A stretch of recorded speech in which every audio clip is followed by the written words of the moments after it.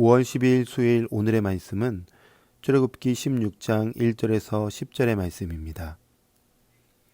이스라엘 자손의 온 회중이 엘림에서 떠나 엘림과 시내산 사이에 있는 신광야에 이르니 애굽에서 나온 후 둘째 달 15일이라.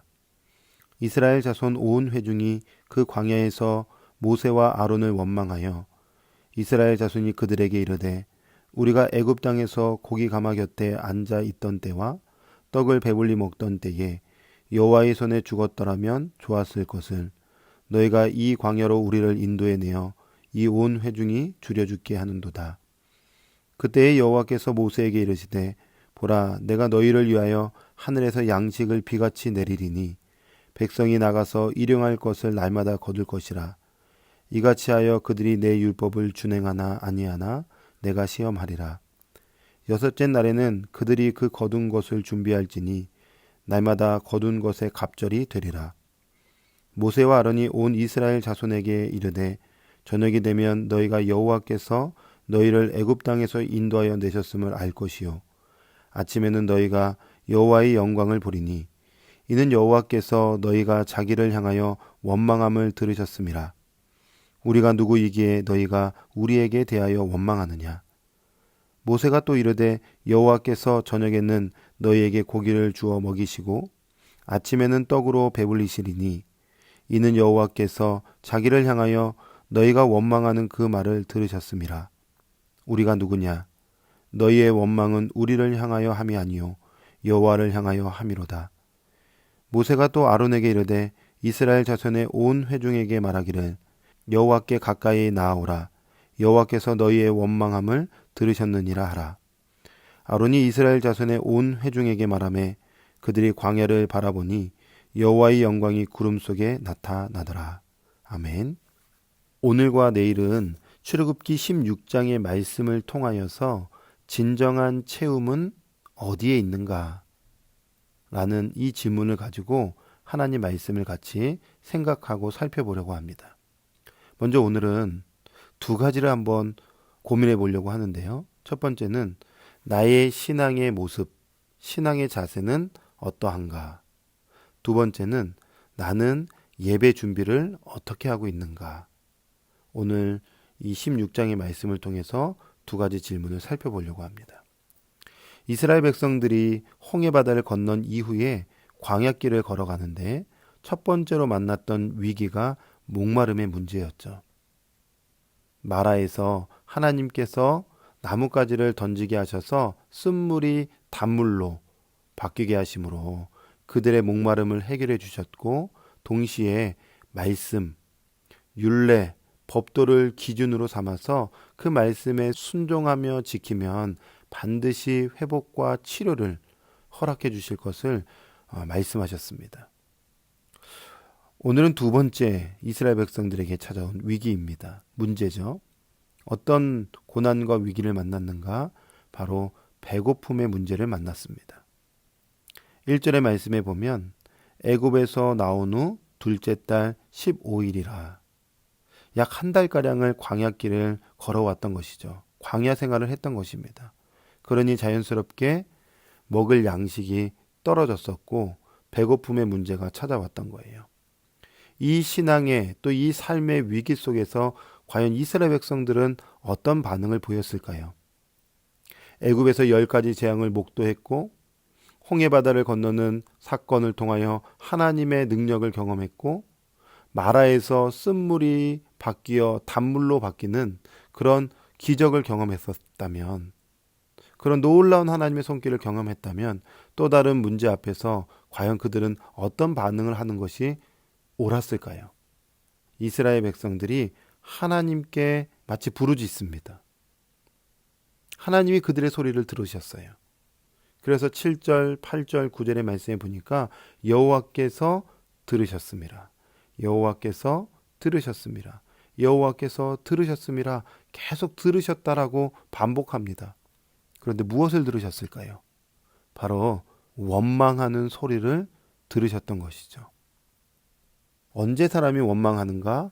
신뢰감을 상실했을 때 원망과 불평을 쏟아내기 시작하는 것이죠. 자녀가 부모를 향한 신뢰감을 잃어버리면 불평하고 원망하고 짜증내기 시작합니다.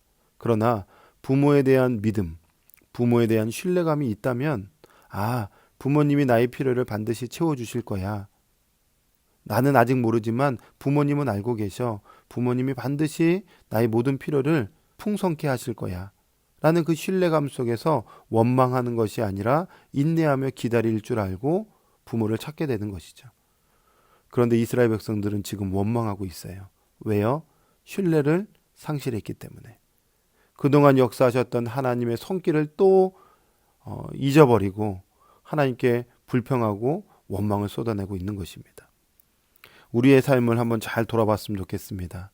나는 삶의 위기를 만나고 어려움을 만나고 고난과 고통스러운 일들이 찾아왔을 때 원망과 불평하면서 신앙생활하고 있는가? 아니면 반드시 나의 모든 것들을 알고 계시는 하나님께서 채워주실 거야. 역사하실 거야. 그 신뢰감으로 반응하고 있는가? 참 하나님 이 광야에서 놀라운 두 번째 훈련을 시켜주시는 거예요.